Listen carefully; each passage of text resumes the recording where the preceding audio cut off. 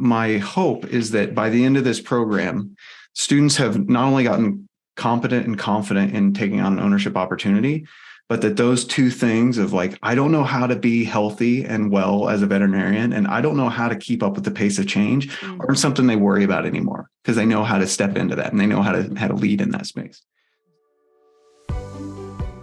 Hey everyone, I'm your host, Courtney Post, and this is Let's Vet Together by Suveto, a show where we'll be highlighting stories of growth, ownership, and well-being in the veterinary industry and having real conversations about how we can make veterinary medicine better for everyone. If this is your first time listening, welcome. We're glad you're here. If you've already been a part of our community, make sure to follow us on whatever platform you're listening from and give us a review to let us know how we're doing. We really appreciate you for coming back.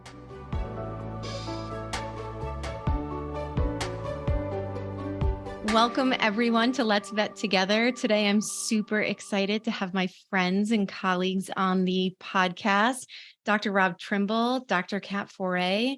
This is a treat for us. We talk every day, all day, but this is a special occasion that we're going to actually record one of our crazy conversations and share it with our network. So before we really get into kind of the reason we're coming together today, could you both introduce yourself and tell us a little bit about the treat that you brought with you today? Yeah. Kat, you go first. Sure. Okay. Well, my name is Catherine Foret, and I'm a veterinarian. I live in Louisiana, and it's a really fun time to be from Louisiana. So we got Mardi Gras happening. So I brought my mask, and I'm going to do the whole Zoom with this mask on. Does that work? Please do. Yes, please. So laissez la bon temps rouler. So we're going to let the good times roll. And yeah, that's what I'm excited to kind of talk about a little bit about Go and life and how it's truly letting the good times go. Roll. What? Yeah. Love it. So, yep. That's me. All right. Kat bringing the Mardi Gras fun. There's a lot of good local food that goes with Mardi Gras too, which 100%. That's a bucket list item for me. Come on. Really, to experience Cake, it in po' boys, all of it.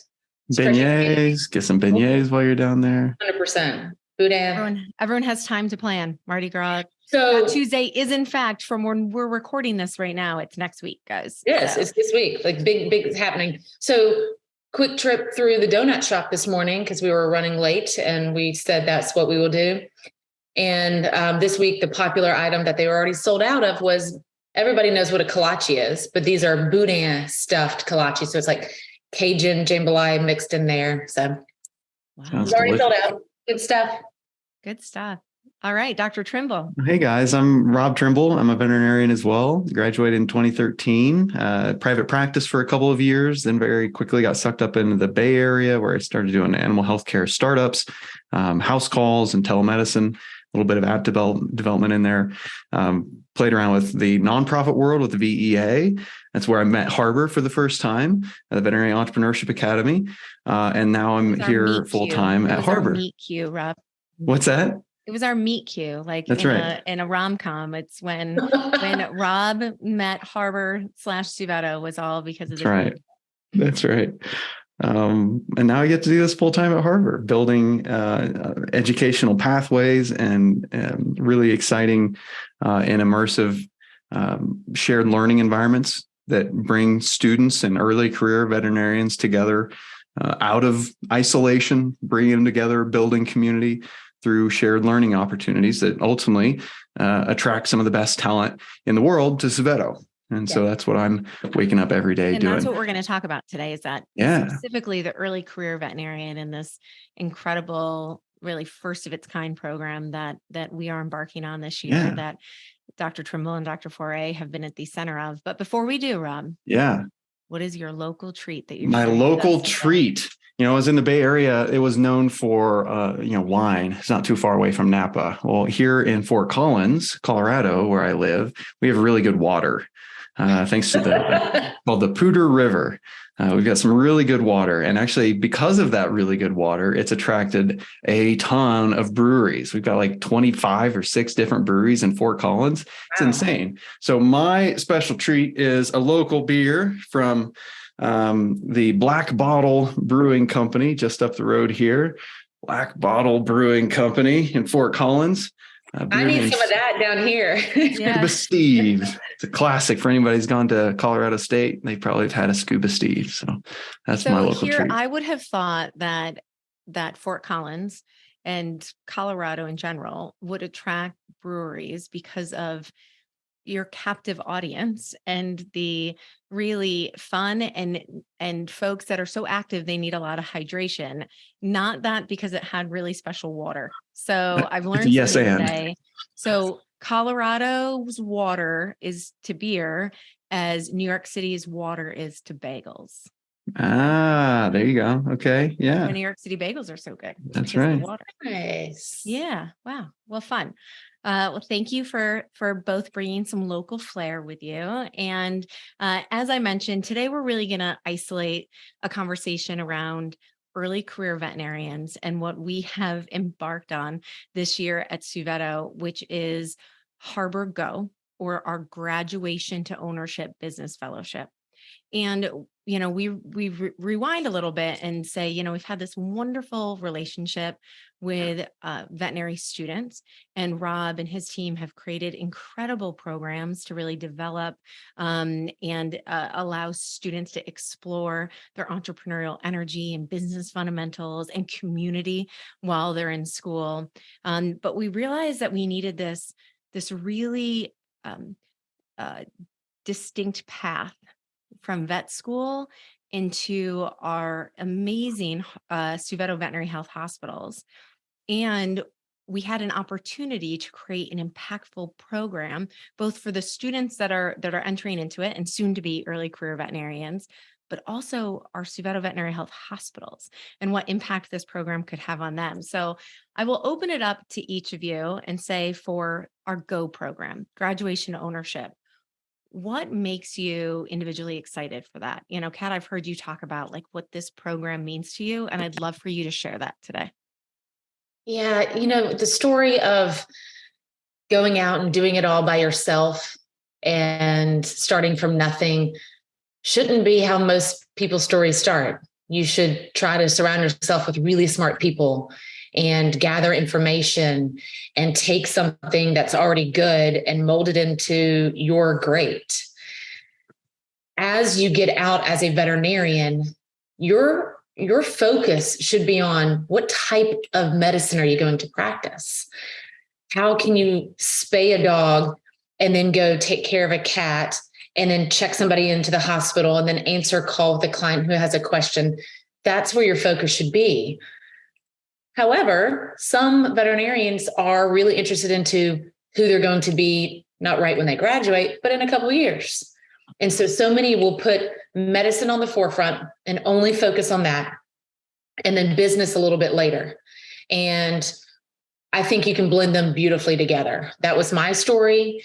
I only practiced medicine for 0 days without considering business. So it really was from even prior to graduation, taking business courses, coming up with our game plan, writing things on napkins, working with my spouse, who's also a veterinarian, to come up with our game plan. And so that was always our trajectory. We started from the ground zero on a couple of things, and that's just not in today's fast-paced world where students are graduating vet school so much smarter. We know so much more about the human-animal bond and how to effectively communicate about medicine and their pet and acupuncture. I mean, veterinarians are graduating with more degrees than just being a veterinarian. Absolutely. So the business aspect, we need to make the mom and pop or the corporate thing really cool and fun. And we need to make business fun. And I had a couple of years where it wasn't really all that fun. I had to pick and choose what I was going to do. And I really think Go is changing that. I know Go is changing that.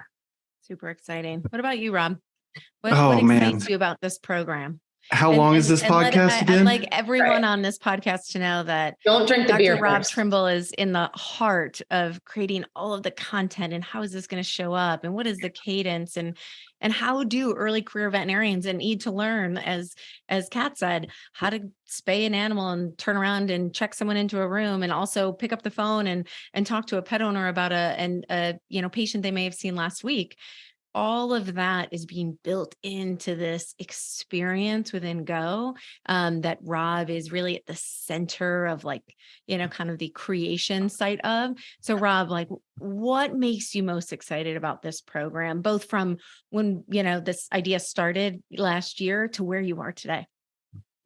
Oh man, if this was an hour-long podcast, I'm not sure it'd be enough time to really start digging into all the reasons I'm excited about this program. I guess if I could distill it down to one word, it's probably freedom.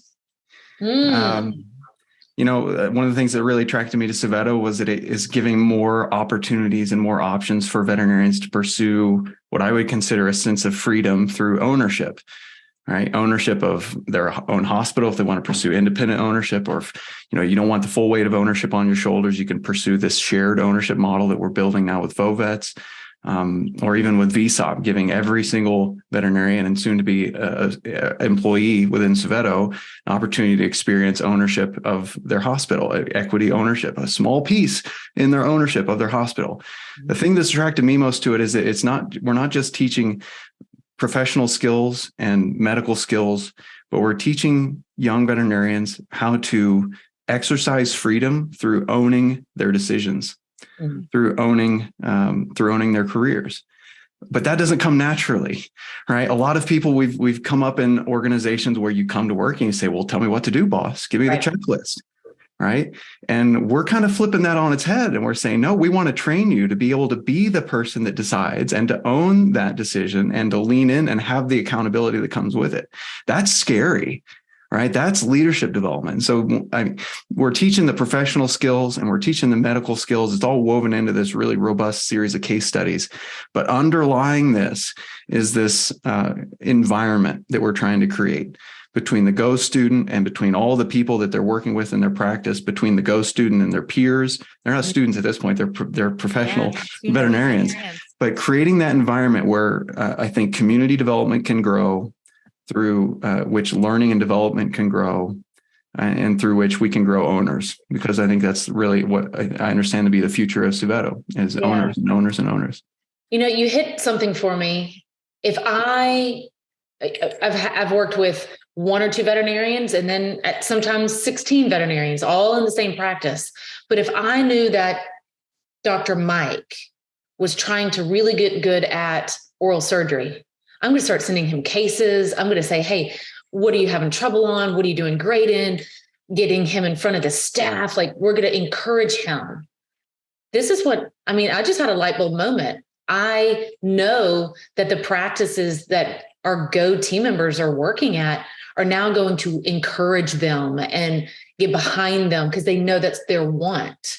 So I just had another warm, fuzzy feeling about that. And Kat, that's exactly actually what I was going to ask the both of you next is how do you think that this program will shape two things? One, the profession and the industry. Like, what do you think the future looks like because of this program? But before that, what do you think the impact and really the experience will be like for hospitals that have a veterinarian coming to join their team that is participating in this program? Ooh, yeah, it's going to be. That's like a disco ball. So many facets to that answer. I remember so many answers. I from experience, when we have an extern in their clinical year at our practice, everybody's trying to be on their P's and Q's and talking about the life cycle of the fleas, a little bit more detailed. It's just exciting when somebody wants to learn something. You want to be a part of their story. So I really think the collaboration and the excitement, I'm excited to see how it flips upside down. So many businesses, not just veterinarians, restaurant, dentist, medical, human world. You start at the ground and you work yourself up on that management ladder. No, we're saying you don't even know how to effectively spay a client-owned cat. Maybe that's going to go home the same day. But you want to sit in on our leadership. You want to know what our P&Ls look like. You want to interview technicians and see how you can make their days better. Wait, you're just now getting here. I think it's going to be really refreshing to realize that you can be taught how to be an awesome leader at the beginning of a relationship, at the beginning of your career. So that's one of my most exciting things, is to truly see a new veterinarian in their field challenging the status quo of a practice. I think that's really foxy. What about you, Rob? Well, that speaks. How do you think this will impact the profession long term? Like, first year, Yeah. we have nearly 30 early career veterinarians coming to this program, potentially, a handful more. This is a program that is going to continue to compound over the years. Like, what could this program alone do for the profession? Let me start with I think it was the second question, the hospital experience, and we'll weave that into how it shapes the profession. So for me, I think one of the things that practices who are hosting a Go participant will notice right away is that not a lot changes in the initial month. Like, just onboard them like you normally would any other veterinarian. It's not like we're jumping out of the gates and dropping a bunch of different stuff on you all at once. No, that's not it. We're trying to take the burden of mentorship and growth and development off of the practice leaders while still including them and immersing them in that process. So how do you do that? That's a balance point, right? So I think, what you're going to see initially is a sense of normalcy. It's just like bringing on any other veterinarian. But you're also going to find that there's this, because of the program the students are going through, we're creating an environment that helps to, I think, one, inject a sense of curiosity and energy into the practice. And because it's this 2-year program, it's sustained, right, over a period of years, right? So I think practice leaders will have an opportunity where they can lean into asking some open-ended questions to the rest of their team, right? That maybe a Go student brings up and say, hey, I noticed that we do this. What's the reason behind why we have this process or why we think about it doing it this way? And it's not necessarily because they're trying to fix anything. They're trying to understand it, right? And they're trying to understand your thought process and how you grow and learn as a practice team. And so that's just going to be a really awesome opportunity, I think, for really robust, meaningful, highly engaged conversations to take place at the practice level that ultimately can drive innovation if you lean into it. Sure. Now, how does that impact the future of the profession long term? Well, you get enough practices that are all engaged and energized by this idea of growth and development and looking for opportunity and seeing the work of your life not as drudgery, but as a learning opportunity, as something that's exciting that you wake up to go to every day because you get that spark of dopamine and serotonin from all of your community that you're at your practice. I think we have a way in the future that we can re-energize the veterinary community, and I think inject a sense of optimism and hope back into the future of this profession. Because my uncle is a veterinary practice owner, my wife's a veterinarian, her aunt and uncle are both practice owning veterinarians. It's really important that we keep, in my mind, ownership in the hands of veterinarians. And I think the more people that lean into that and see the opportunities with it, the more of a optimistic future I think we're all going to be able to see. And you said the word own a few times, and it's even in our name, graduation to ownership. And one of the biggest threads of this, we hear the word ownership and we think you own the building, you own the practice, it's your equipment. But another part of Go is about owning who you are and giving yourself the freedom to say, no, I am going to go do yoga today. No, I am going to go get my finances in order. I mean, this program is really developing people so we're as mentally healthy. We've set great boundaries, and well-being is one of our Soveto pillars. And it's something that we are unwavering in on our foundation of what supports us. And so, it's got, again, that kind of disco ball of fun and all sorts of angles. It's ownership of our personal and professional lives. So you'll see all those pillars woven into the curriculum every single month and every single case study. Yep. And again, you said, Go has ownership in its name, graduation to ownership. So does Soveto. Soveto stands for supporting veterinary ownership.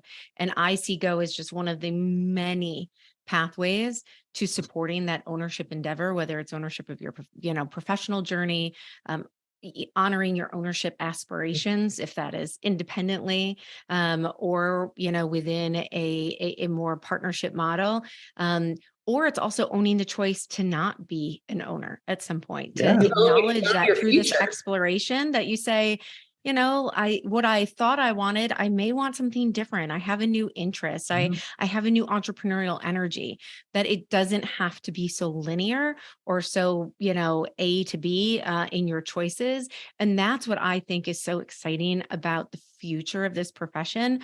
I've been in this industry for many years, and I've seen the evolution of how practices transitioned to ownership. 15 years ago, how they transitioned ownership 10 years ago. And I actually think that this is a moment that we're like lighting a little stick of dynamite, and they're like, what is currently happening in the profession, to say, there could be something totally different, and this is your place to explore it. And in fact, that's what we celebrate and honor here at Suveto. And I think that may also trickle into our hospitals, that, I know as a team, we're talking about some of these case studies and some of the learning and the peer community. We are finding ways that will show up for veterinarians within our Suveto community currently, because it's not just isolated to new grads. So I think this program is going to be a little stick of dynamite within, both Suveto practices and the entirety of the profession. Love it. An exciting catalyst. Yeah. So I will ask the both of you this. First of all, Kat, I've known you for many years, and I think you're truly one of the coolest practice owners I know. The ways that you've challenged the status quo, as you've said, and embraced culture and creativity and excellence within the walls of University Veterinary Hospital in Shreveport. As an owner, what is your hope for Go participants, like 2 years from now? Like, if you could have been a part of this program, through all the trials and tribulation and blood, sweat, and tears of your ownership journey, if you could say, I hope in the end of this, you realize this, what would that be? That there are other people out there like you. I felt isolated. I had my spouse, but there was nobody else who wanted to be cool, have a cool logo, do benefits for your staff, raise your prices so your employees have health benefits. Like, we just did not feel that we could look into the veterinary industry for support of what we were trying to build. And I didn't have classmates that were wanting to do the same things. So to know that there is a group that's with me, that, hey, I can talk about, the flea life cycle too. I can also talk to them about, hey, how are you with your P&L understanding? Are you setting agendas? How often are you meeting with a practice manager?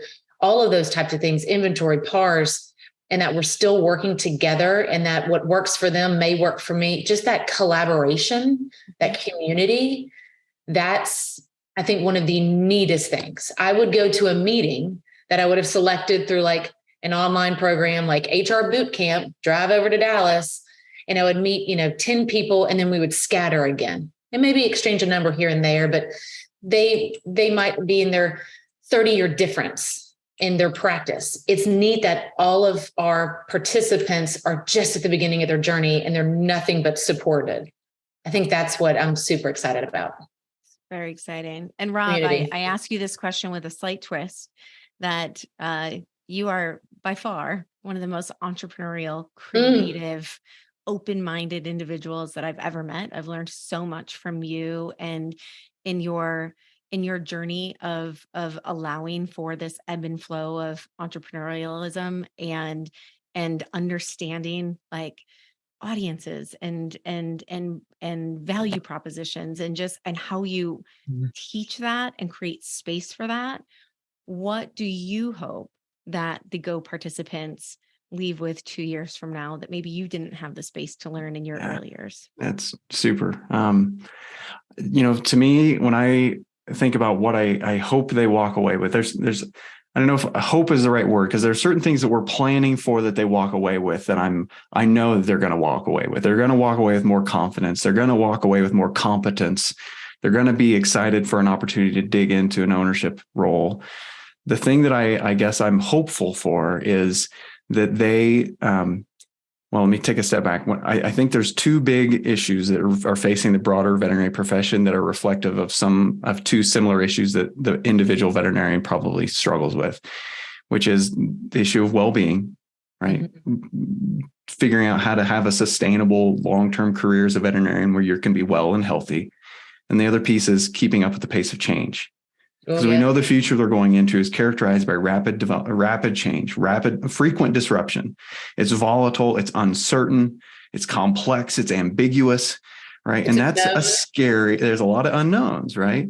But my hope is that by the end of this program, students have not only gotten competent and confident in taking on an ownership opportunity, but that those two things of like, I don't know how to be healthy and well as a veterinarian, and I don't know how to keep up with the pace of change, aren't something they worry about anymore, because they know how to step into that and they know how to lead in that space. So to me, that's what I'm really hopeful for. Yeah. Well, as we wrap up here, I will ask you both. You have been in the shoes of our third, fourth year students, early career veterinarians. You've made choices for yourself as to what is next for you. And within Suveto, we kind of, use the phrase, let's vet what's next. Again, enter in like the little drum sound. But what is your piece of advice for those that are choosing what's next for them, deciding what is my first job out of school? Do I want to look into the GO program? Like, what is your piece of advice as far as vetting what's next and really exploring what that first leap will be outside the walls of school? Rob's shaking. He's you go. So You go first. Rob wants to take it home. Rob wants to take it home, Kat. You're okay. Oh, it's I'm going to have trouble putting this one into words.